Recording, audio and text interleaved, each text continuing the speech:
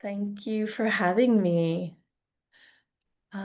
It's really sweet being here, even though here is in air quotes right now, since I'm joining from the East Coast in Montreal, as Adam said.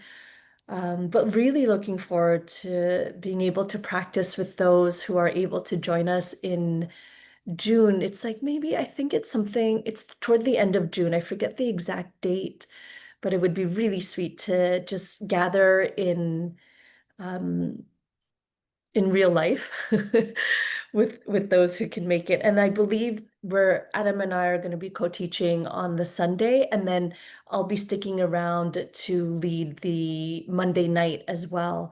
And so those of you who are on Zoom joining from wherever, maybe between where I am and where everyone else and Mountain Stream is, we'll get to see each other at least on Zoom and in the Monday night as well. So for our time together, it'll be same but different. So same for those of you who are regulars to the Monday night. In a few minutes, I'll guide us through a meditation that will be about a half hour long. Then there will be, I'm just looking at the schedule, then there'll be some time for stretching or recalibrating the liquids of your body, getting water, bio break, having tea, whatever you might need. And then we'll come back and I'll share some Dharma reflections. And then hopefully there will be time for some discussion, whether it's sharing celebrations, insights, questions, grievances. We'll see what comes up basically at that time. And then before you know it, it'll be my bedtime, at least on the East Coast. So, yeah. So if you remember back to just a minute ago, we'll be doing a meditation now. And as I mentioned, it'll be about a half hour long. I would love for you to just check in with yourself before we get started. So I do this too, and I'm trying to practice to not do it as much, but I have my go-to posture, which is often seated cross-legged on a chair, even though it's cross-legged. But I'd love for you and me included to just take a moment knowing that, okay, we're going to meditate for half an hour. And to start off with the prompt, what would serve my heart, my body, my mind in terms of a posture or a shape I can take? Or it might even be what would serve my quality of attention? So, for example, if you want to stay in your go-to posture, but you're feeling pain, that probably will impact your quality of attention. In which case, then change postures. Seated, standing, laying down. I would say even walking. Not sure if there's space in the Dharma hall for this, but if you're at home, especially, just stay within distance of your device so you know when it's the bio break and Dharma reflections.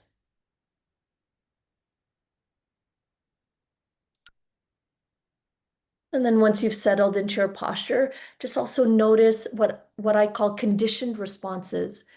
Are your eyes closed already? Are you already focusing on your anchor? It's okay if yes, but maybe sometimes we need to slow down our settling. Maybe look around or look out a window if you have one. Maybe take that sip of water you're debating on taking, or any final adjustments.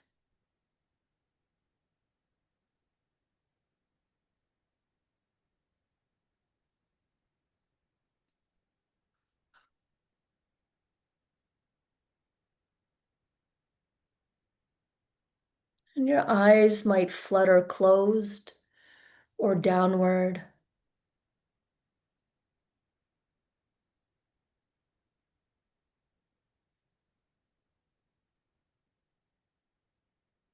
And even if you close your eyes or turn them downward, at some points in our practice, it might just be helpful to open them every now and again.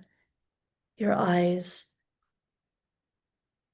Usually, when maybe we're getting distracted, we're caught in looping thoughts, or there's a big emotion,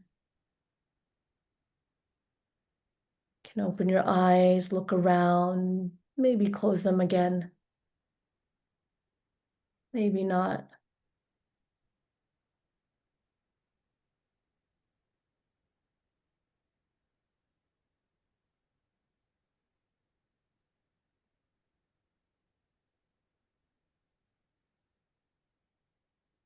Again, just in case you've jumped to your anchor, we'll get there soon. We're continuing this subtle work of slowing down.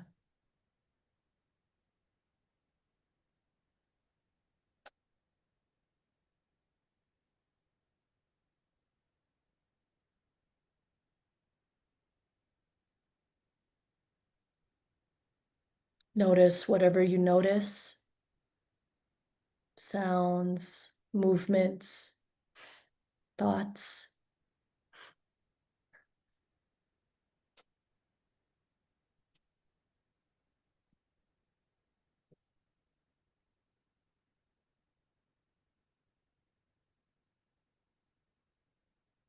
As well as noticing the ways your body is pressing down into the chair or the floor or your bench.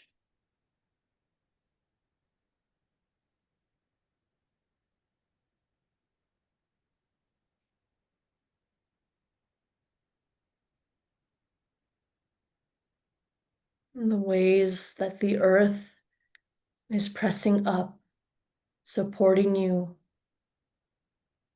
and holding you.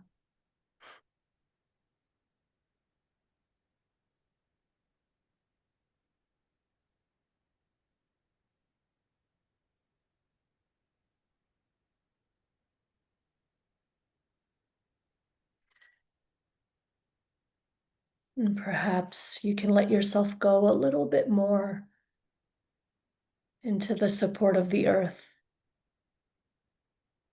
shifting from holding or bracing to being held.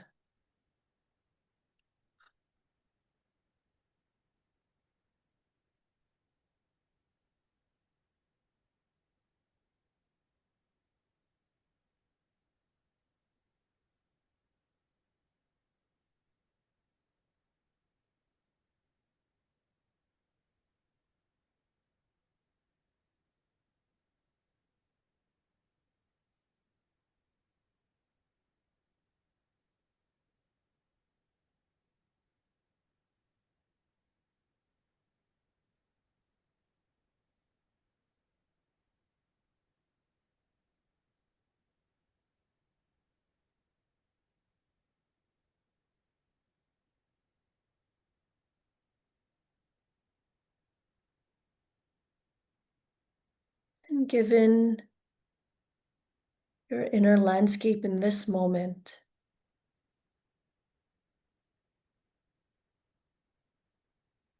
we're noticing first what is here.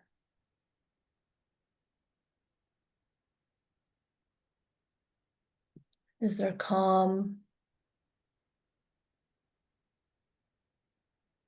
Is there worry or agitation?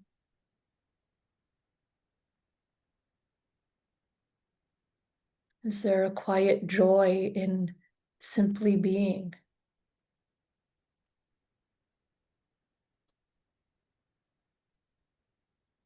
Or is there something else?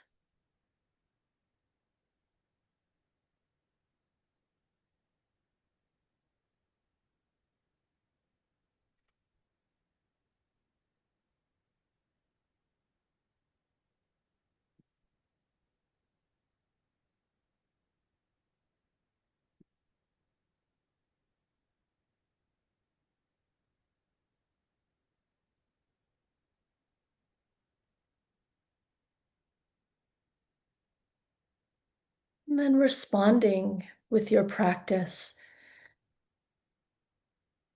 given what is here. If it feels fairly neutral or calm, even, your go-to way of practicing could be more than enough.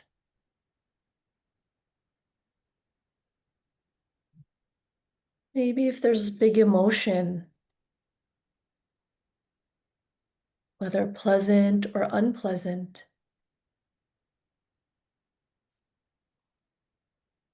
you might integrate the acronym RAIN,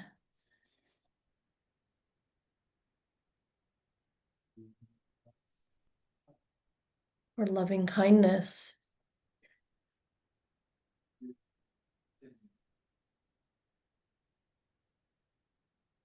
And if there's a lot of agitation, might practice with sound,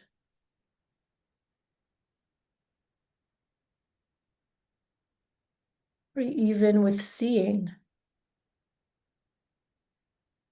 eyes open practice.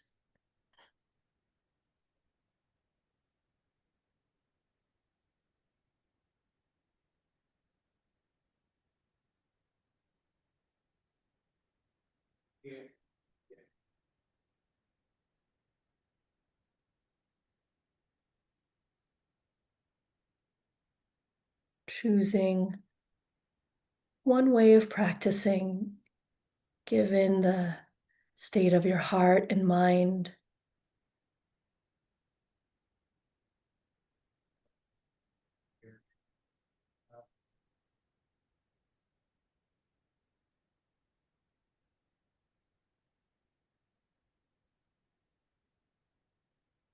And practicing or doing so in a way that's kind, loving, and compassionate.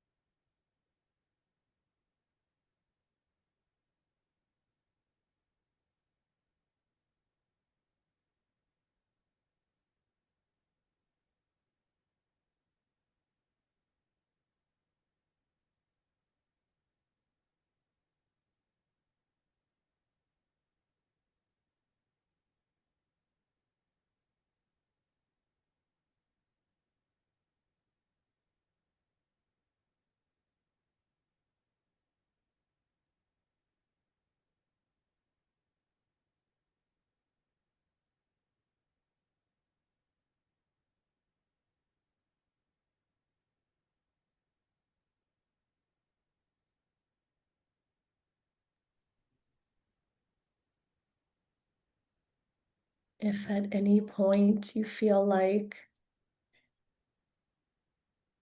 you forgot how to meditate, even because of the amount of maybe distraction or activity or agitation that is showing up, if you do any one of our arrival sequence, that is enough to remind you, whether it's tuning into the support of the earth or relaxing into it, or even if it's opening the eyes and looking out the window, or simply just noticing the inner state, your inner landscape, and choosing a way of practicing that supports or responds to that.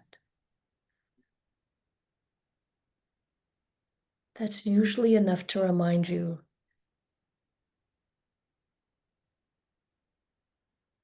of what you're doing, what you're cultivating,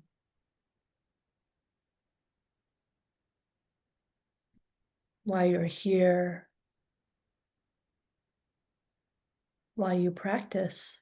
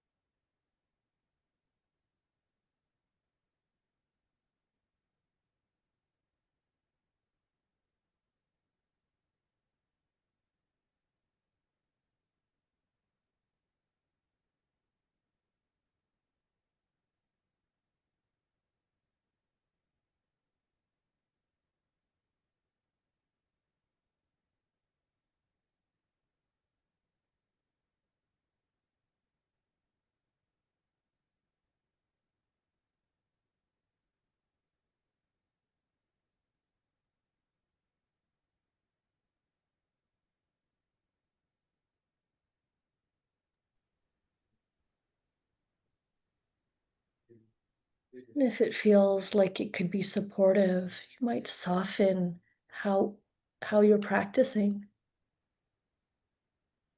Example, if you're using some mental noting, like labeling what you're noticing, can you lower the volume of your labeling or allow there to be more space between the labels? Same with loving kindness phrases if you're doing that. If you're noticing sound or your breath, not needing to catch every sound or every half breath, bringing in an element of ease and relaxation to how you practice.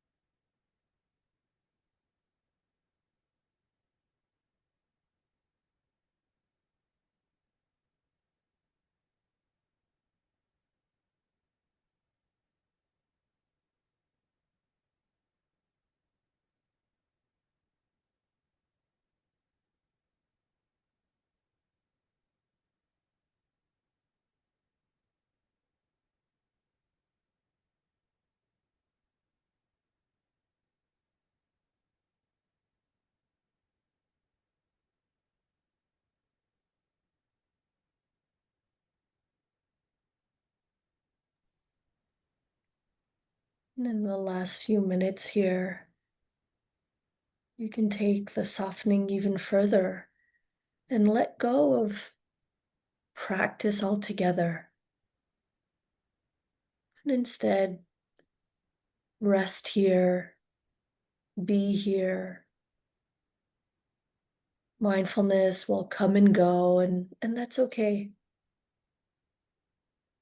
Resting in the space created by your practice, by all of your past practices. Nothing to do, nowhere to go, no one to be.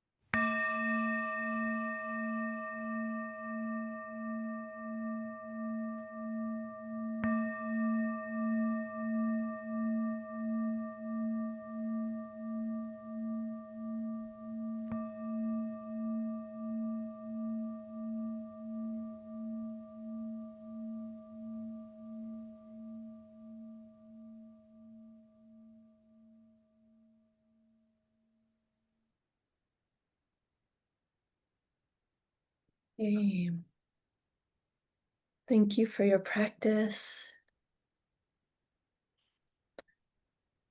So we'll take a bio break for now, or tea or water break, and we'll reconvene here in 5 minutes, so 40 past the hour.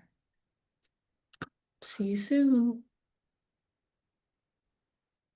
So, yeah, you can go ahead. Okay, sweet. Thank you for that. Um, yeah, I wanted to offer some reflections just to kind of support us in these times. And I hesitate to say these times because The amount of times I've heard these times in the last few years has been unprecedented. That's another word that I've been hearing a lot, but still, we need these to be reminded, these reminders. And in a lot of ways, I think this is what we've been practicing for, to meet times where we might be feeling unsteady, whether it's based on personal things we're navigating or the collective or both, of course. Um, you might have you might know this already, but our path of practice is often compared or likened to a path of purification. And what that means is that we're often bumping up against our stuff. Stuff comes up, whether it's old memories, unresolved emotions, or whatever it might be. And I recently shared, for example, in a Sacred Mountain Sangha newsletter that Adam and I are a part of that Sangha, that my practice often feels like I'm stuck on the spin cycle in the washing machine. My practice isn't often easy. There are definitely moments of ease, but all this to say is just that wherever you are in your practice or what might be coming up is really welcome and normal, even if it's unpleasant. And the reason why I say it's welcome is because it doesn't mean by any means that we're doing anything wrong, but instead, actually, I like to think of it as that our practice is really working. Um, when stuff does arise or when it does feel like we're in the purification process, and it could be big and small, there could be big purifications, there could be phases of that, and then smaller ones that could come up maybe as like annoyances or just bumps and like emotional bumps or friction, something like that. But all of this, I think, is necessary because we need to see ourselves and the world clearly in order to engage with our practice in a meaningful way. And that meaningful way, at least in the Buddhist context, is in an onward leading way, in a way that um, does not perpetuate harm. And so when the gunk comes up or rises to the surface, it is a way for us to maybe work with obstacles and to remove these obstacles so that we can have more ease and clarity with how we might want to respond to what is going on in our lives or in the world. Some of you might also know that the word that's most often used to translate mindfulness from Pali is sati, S-A-T-I. It has a literal meaning of recollection or remembering. And so, yeah, that could mean remembering to be mindful, of course. But it also, one of the ways that I really appreciate, or one of my favorite interpretations of sati, is not just to remember to be mindful, but to remember the Buddhist teachings and instructions that we have received.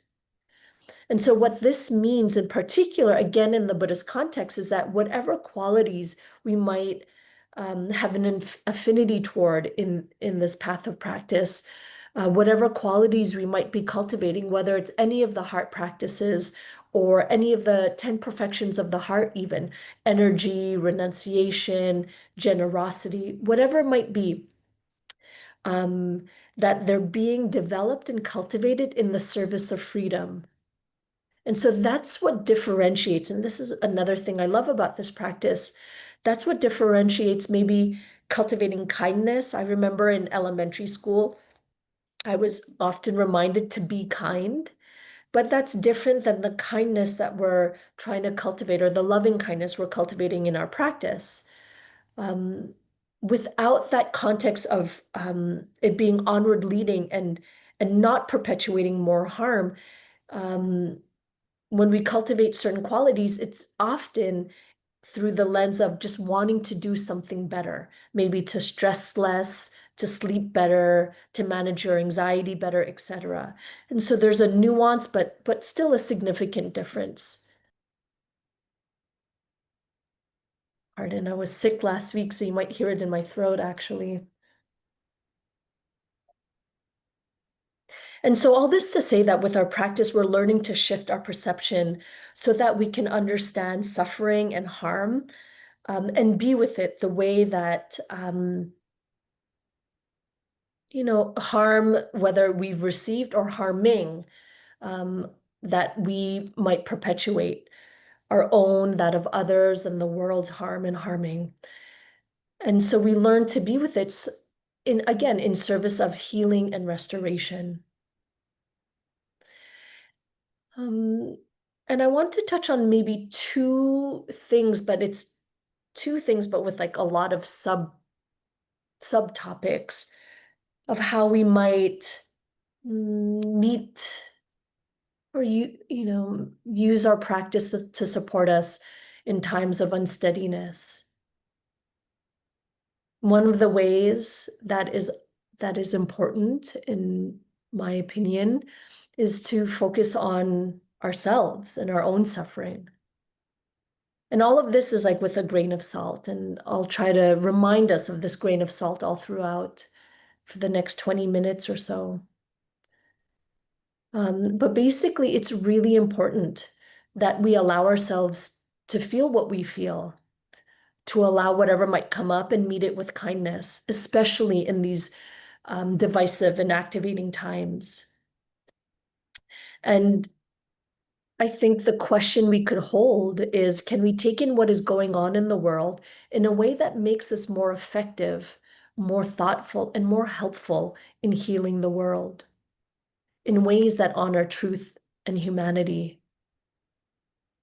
And I find returning to that question or prompt regularly is really supportive, because I know when I'm just checking headlines, if I hold that question in my mind, I can log off my device in a timely way while still feeling informed.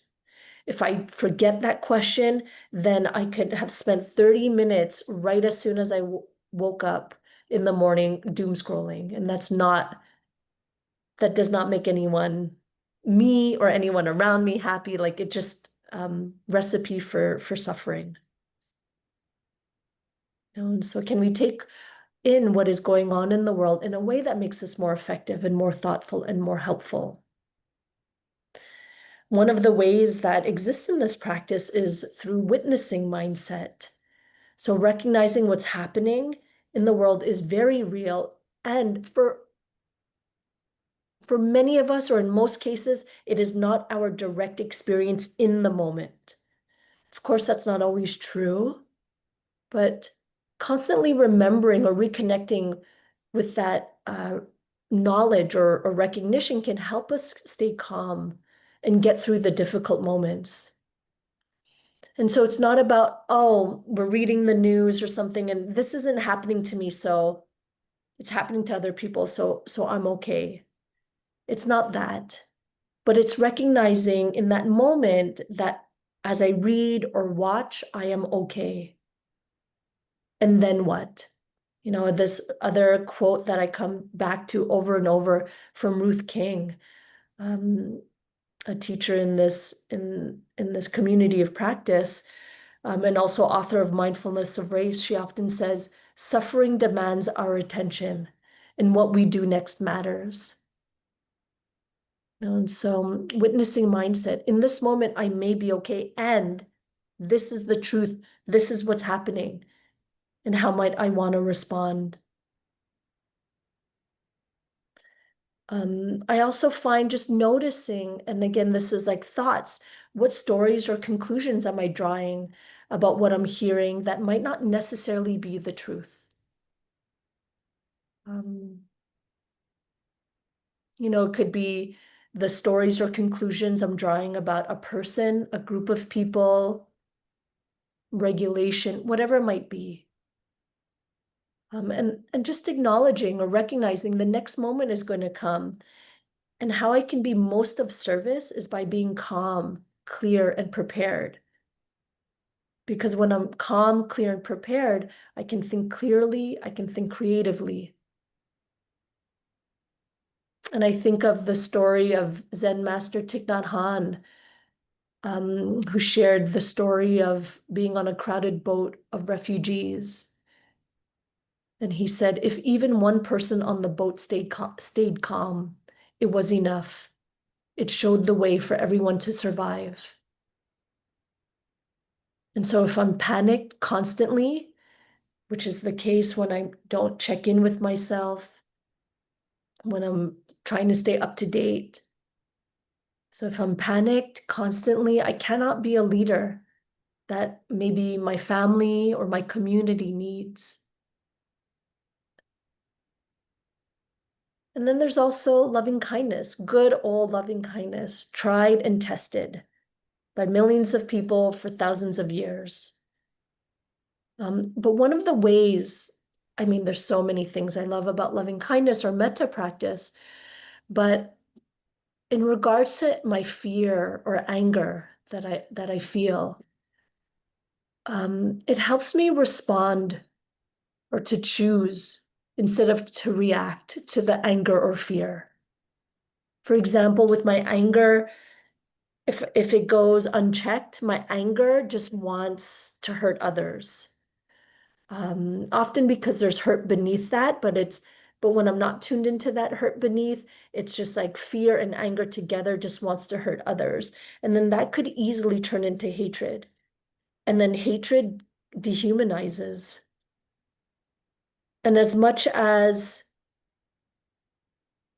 some of the things I tune into feels or seems or is dehumanizing, how can I not lose that sense of dehumanizing or that humanizing, pardon?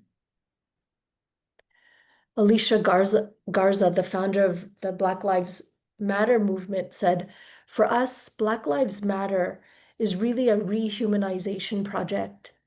It's a way for us to love each other again, to love ourselves, and to project that love into the world so that we can transform it. And so loving kindness provides this container to hold emotions like anger or fear. Not so that we can change it or mute it, but so that we could tend to it and then respond. And maybe more practically or pragmatically speaking, even though I said one of the ways that we could support ourselves is by tending to our own experience and our own suffering, which is absolutely necessary because, and I'll get to that in a moment because the other part is spiritual bypassing.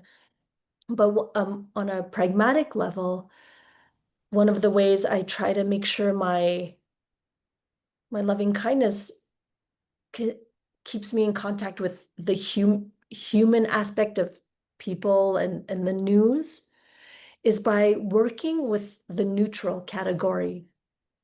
So for those for whom loving kindness might be new, or if you forgot, often it's practiced through the recitation of phrases to categories of people. We start with ourselves, then a benefactor or those who have supported us, a neutral person, a difficult person, and then all beings. And so I love working with the neutral category because for me, most people are in the neutral category. When I walk on the street and come across, or at the grocery store, or when I'm at an airport, whatever, most people around are in the neutral category. And our tendency with people and in life in general is to immediately have a view or position based on like or dislike. And it could be simply based on how they're dressed or the way they sound or how they look, something like that. And we put people into these categories or these camps so quickly. They're safe, they're not safe, so on.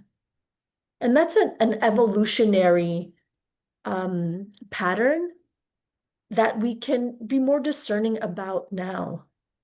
We did that as babies. We had no choice to do that, to create these patterns so that we could, as babies, not be exhausted all the time and trying to reprogram ourselves in every instance, but so that when we saw someone that resembled our caretaker, we would feel safe. But then as we grow older, when that goes unchecked, well, then we're putting people in these ideological, political, geographical, racial camps, et cetera, et cetera. And so loving kindness for the neutral category can really reshape the moment, the heart, and the mind via this intention.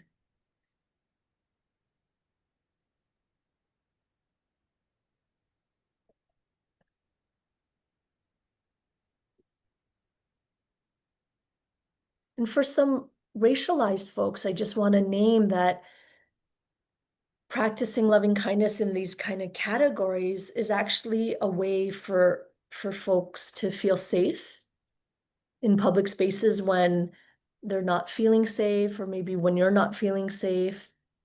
And then again, in those instances, practicing with the neutral category can be a way for us to reduce our own suffering while also encouraging this internal sense of safety.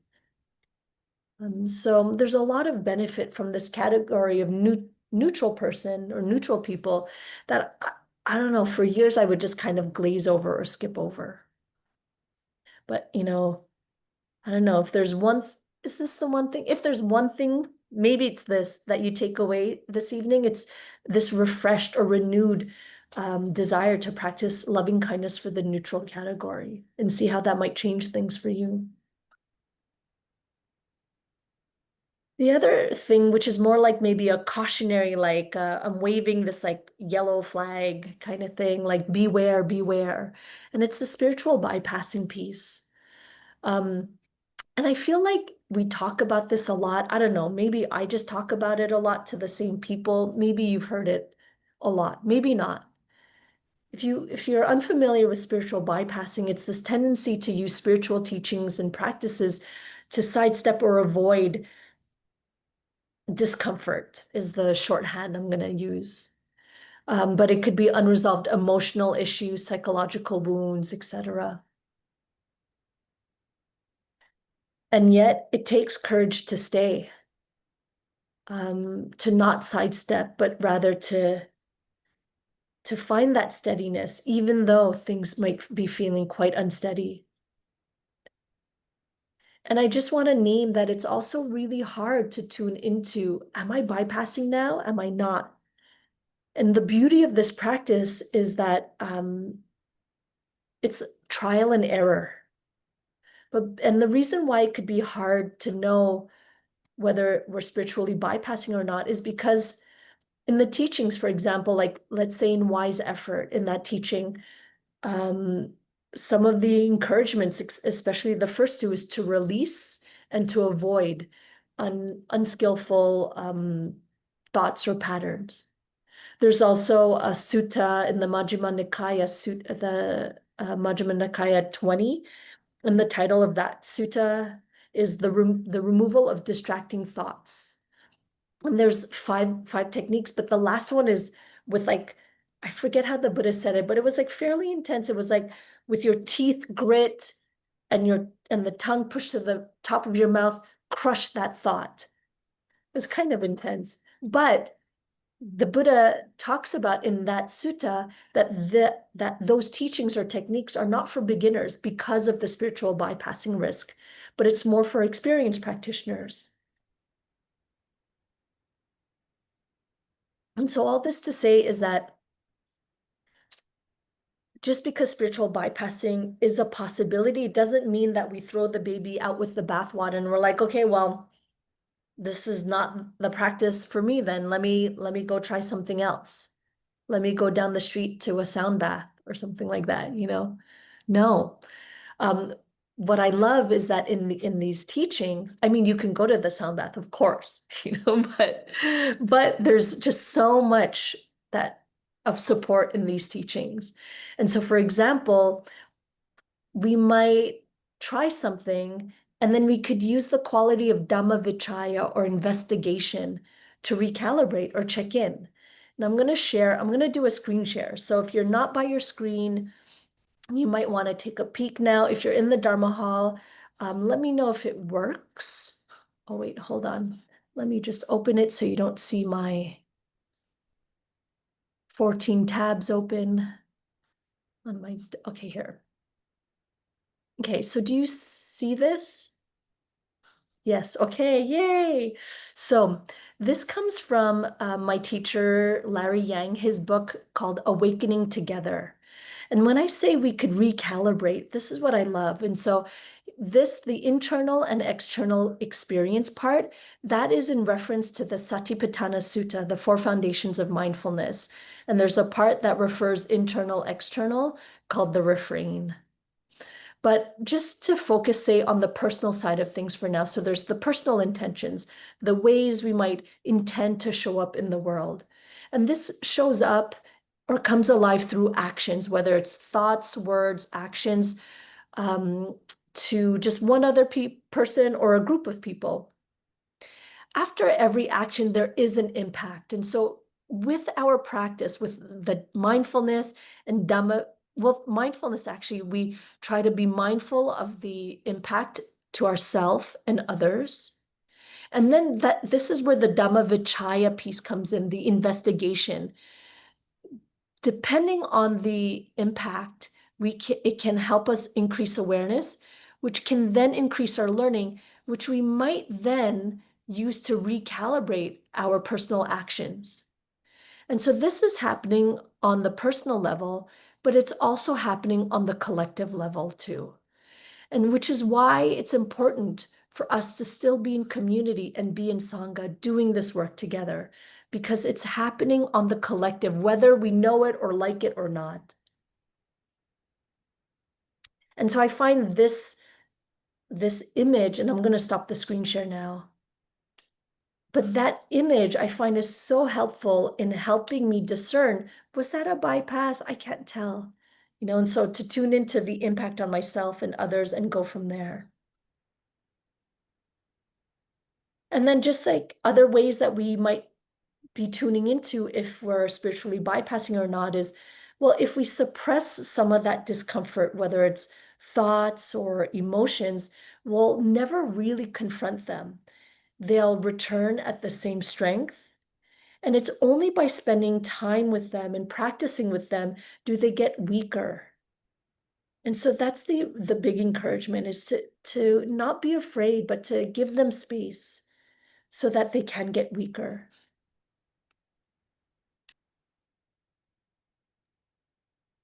And so even though I talked about focusing on ourselves and our own suffering, but also spiritual bypassing, it's kind of like this middle way that we cannot focus only on ourselves, because I feel like there's too much at risk now. Personally, I just feel like there's so much going on. Of course, personally, but also collectively. Um, And if we only focus on ourselves, I feel like that could lead to more divisiveness, and we don't need more of that.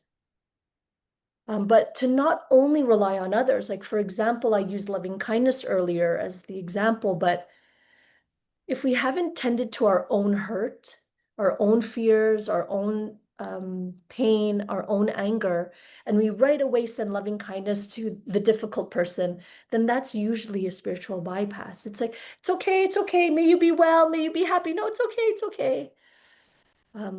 But then that's just that suppression piece. We're not giving it airtime for it to get weaker, that fear or that anger.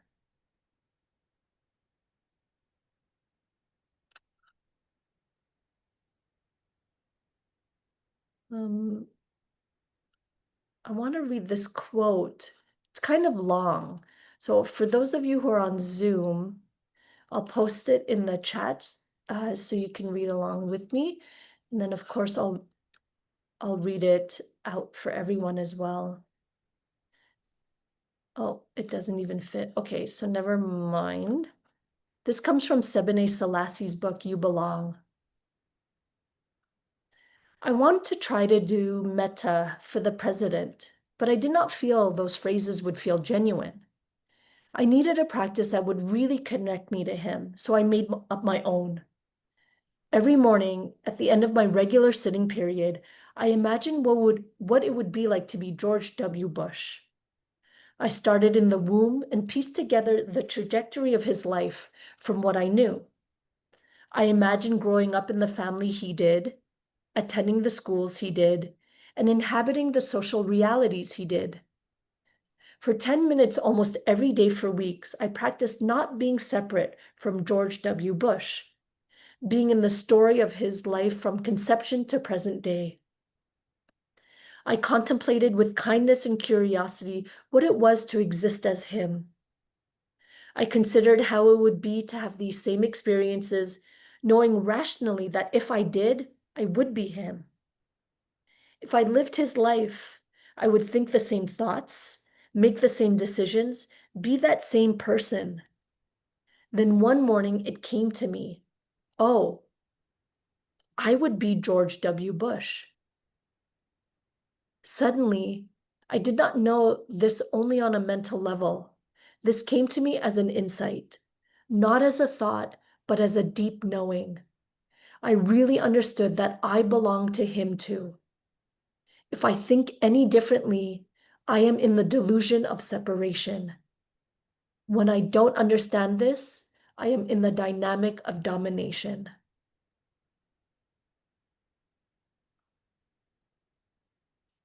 And so just we do this practice regardless of our political affiliation, our belief system, our religious upbringing. But I like to think that we're on this path so that all beings can be free, no one excluded, no one exploited, including those in positions of power across the globe, making decisions who sometimes, at least for me, don't feel like my well-being is in mind. Um, yeah. And so maybe another way we can bring this into our lives or think about this, and this comes from Rachel Cargile, who's an author, public speaker, an activist. She says, how does the way I move through the world play into your pain as you move through the world? And then to put that Buddhist spin on it, that can lead to less harm. And so I'll read it again. How does the way I move through the world play into your pain as you move through the world that can lead to less harm for yourself, myself, and others now and in the future?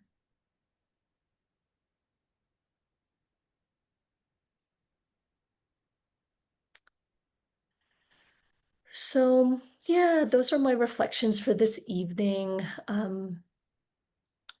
I hope there was something in there that could be helpful or useful for you. And if not, just let those words float away and maybe simply enjoy being in Sangha together in community. We do have some time for discussion, questions, if you have any. It could be even, I don't know, sharing a celebration of like, oh my gosh, me too. I feel not separate from those around me, through this practice. Or it could be simply just the slowing down helps you tune into more of yourself, that we went through in our practice or whatever. Or it could be like, none of this is working. There's room for that too. And so if you're on Zoom and if you'd like to ask a question, you could raise your Zoom hand and that's at the bottom of your device. And Robin and I will be on the lookout for that. And then if you're in the Dharma hall, I think it's Eric and Adam perhaps who are in the hall who can monitor that. And then you could, and a mic will be run over to you. It could also be via the chat if folks on Zoom want to be on the more quiet side, and I could read it out loud and then respond.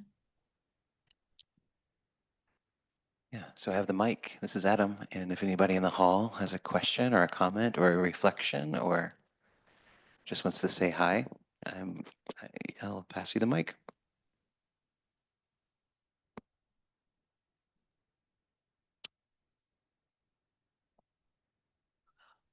Oh, I have Looks like someone on. Lakshmi has a question. Yeah. Hi, Lakshmi. Hi, Dawn. Nice to see you. See you. Thank you for your words. I feel like there's a lot of resonance and relevance, and there's something that comes to mind, and it's still a half-formed thought slash question. But this is in response to Sebene's quote. And, I've heard often this advice of the approach for kind of dealing with people who cause harm is like having compassion towards them. And the way that I understood Sebene's quote, maybe I misunderstood, is just sort of maybe like imagining the causes and conditions that have contributed to their pain that's causing them to have these actions or do these actions. And there's a part of me that feels very resistant to that approach because it feels like I'm creating a story about that person without knowing that person's actual story. And I'm like generating these feelings, these wholesome feelings of forgiveness and compassion based on a story. So there's a part of me that's like, I don't want to do that. That's just like adding more gunk to the situation. Mm-hmm.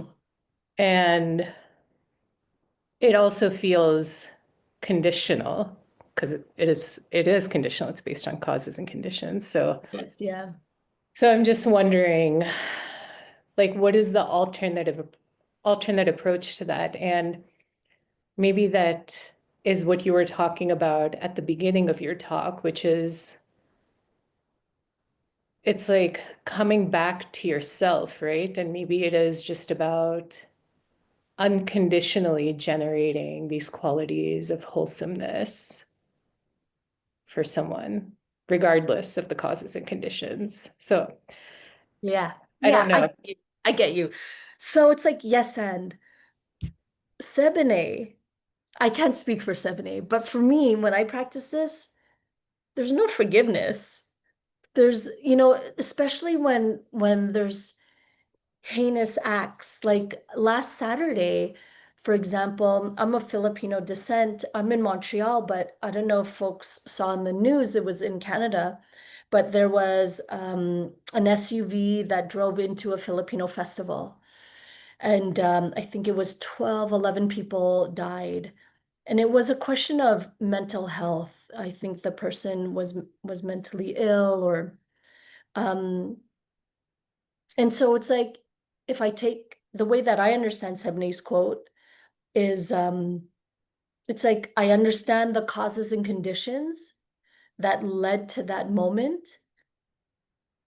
In a way, there could be acceptance, not fighting what is. Like it should have been different. Why did this happen? Although, of course, I feel that and it's devastating, but it's more like now what?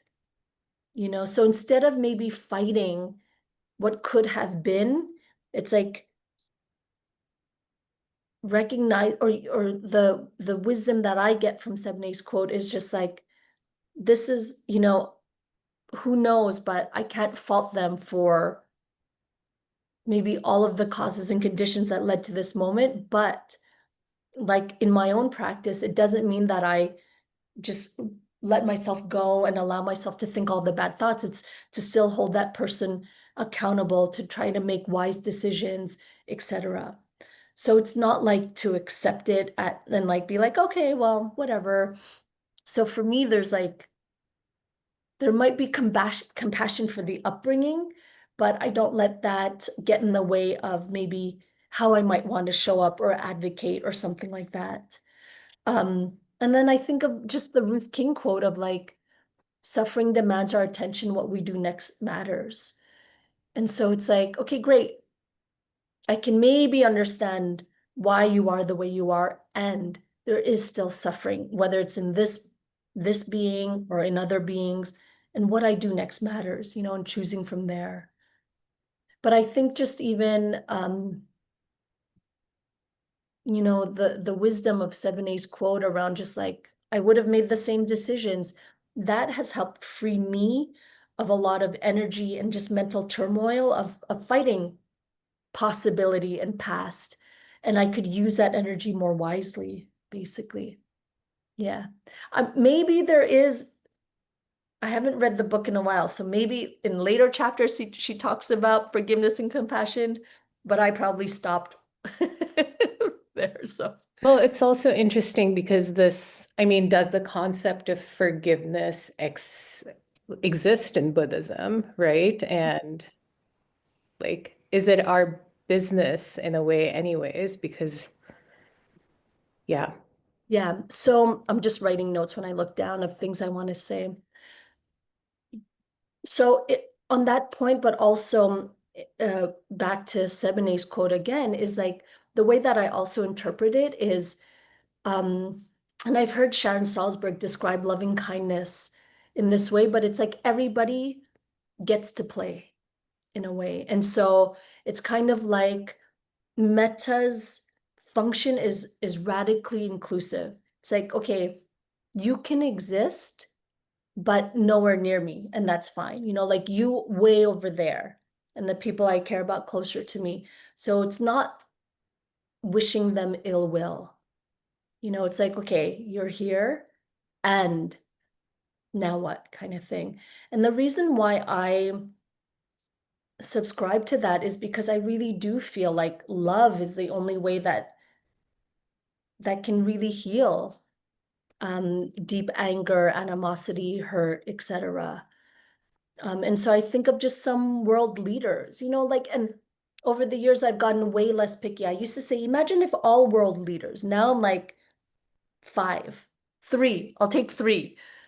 But if they really loved all parts of themselves, and if they felt free from their suffering, what decisions they'd make and how that would impact not just, their staff, but their country, the world, so yeah. And then in regards to forgiveness in particular, I think forgiveness in the Buddhist context is wise, but often doesn't involve the other person, so it's like, um, I can forgive, which means I'm freeing my own heart from the suffering that I was carrying. Um, and doesn't mean that I have to be friends with that person who hurt me. It certainly doesn't mean I condone their behavior. It doesn't mean I have to call and tell them, hey, I forgive you after 10 years or whatever it is. Um, so I think there's wisdom in the kind of forgiveness that comes in the Buddhist context or in Buddhist practice. But yeah, I don't know. I mean, there's so much more to say, but I hope that that was helpful to some degree. Yeah, thanks. We have a question in the hall here. Thank you.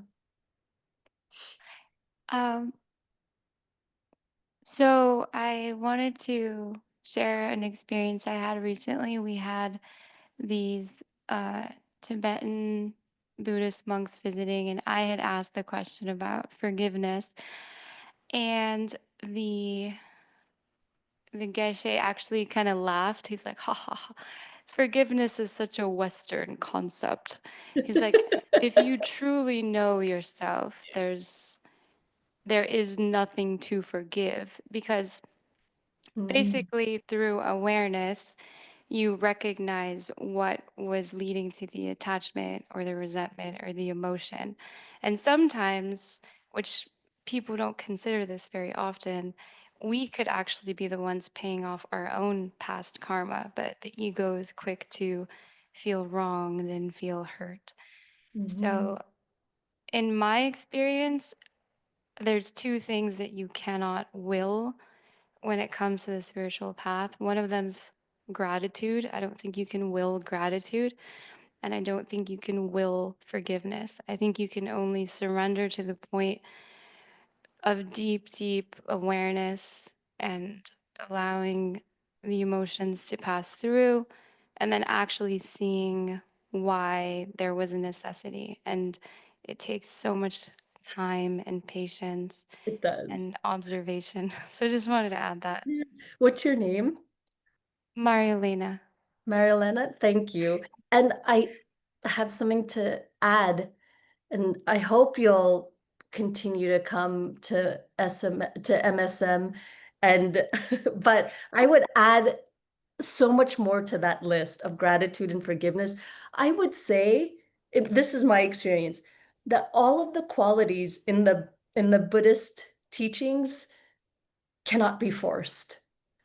And True. we're simply practicing to create the conditions for them to arise. And so I think you're spot on with that reflection. And then thank you for sharing what the Buddhist what the Tibetan Buddhist monks shared. And I hope you're okay that I added a lot more to your list there. But No, it's well absolutely. worth it. Okay. Thank you. And thank you Yeah, for your beautiful words and meditation. thank you. Thanks for being here.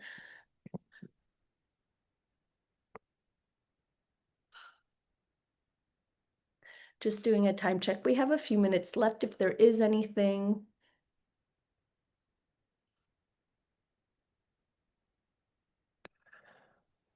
Hi. Uh, let me, Mm, Amira.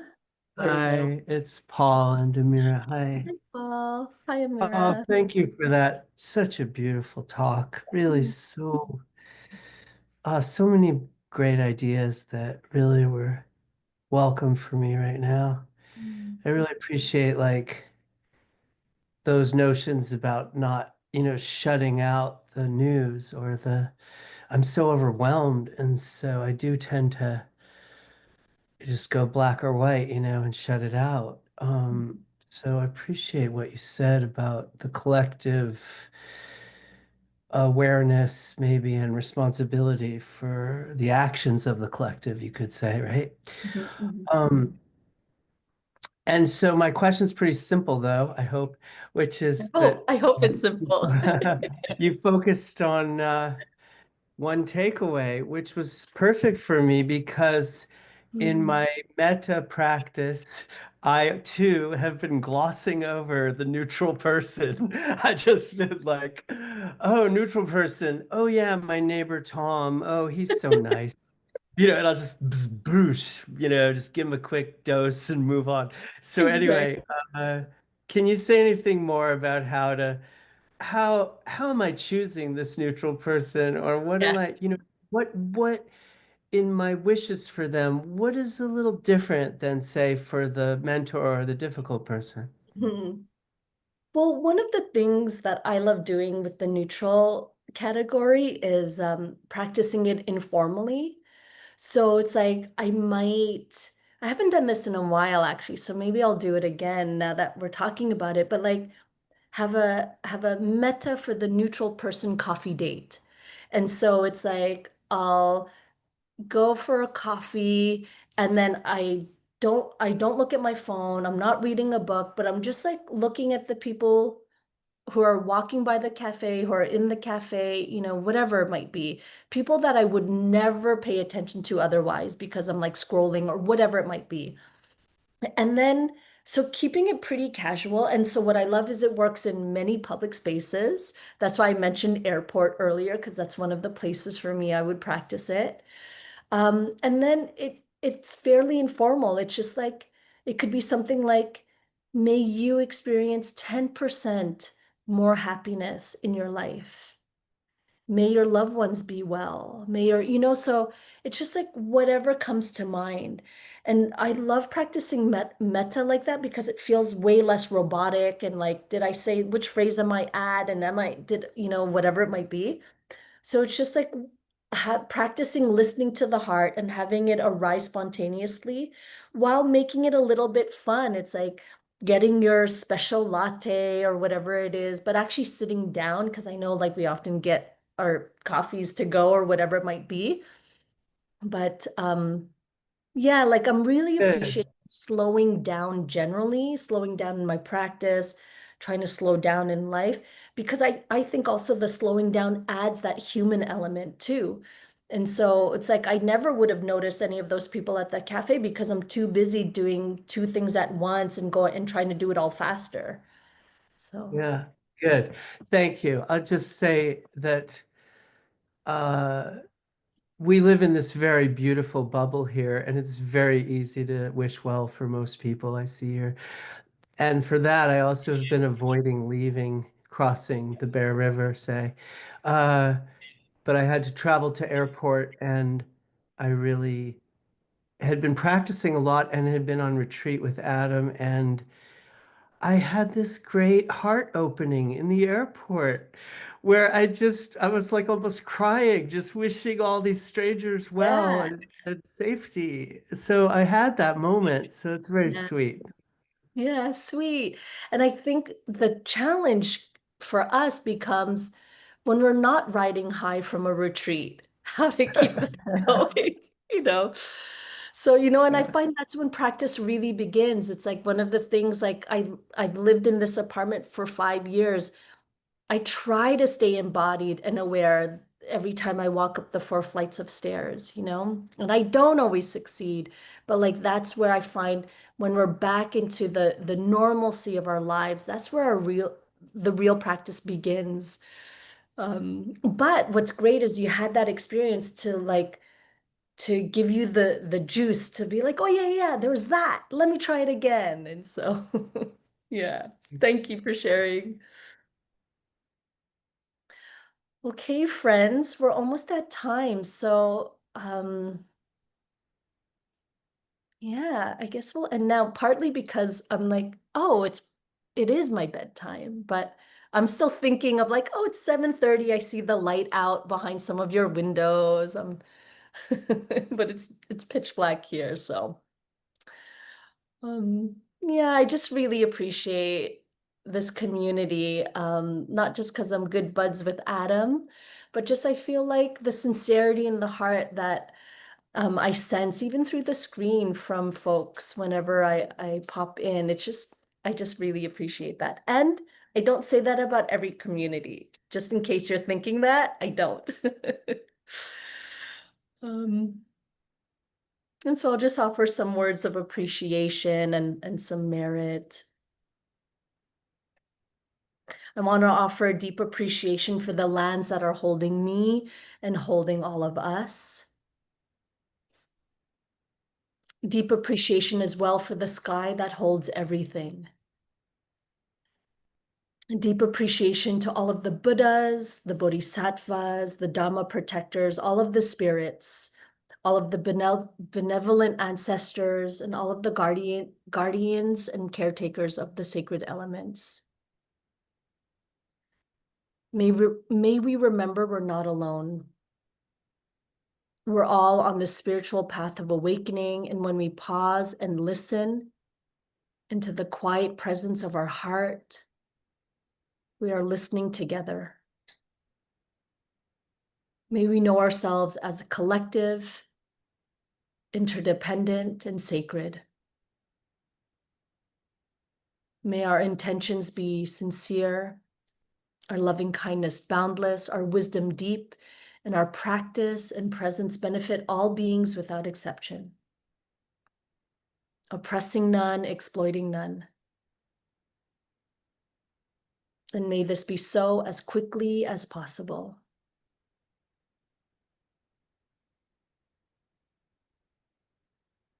Thank you, friends.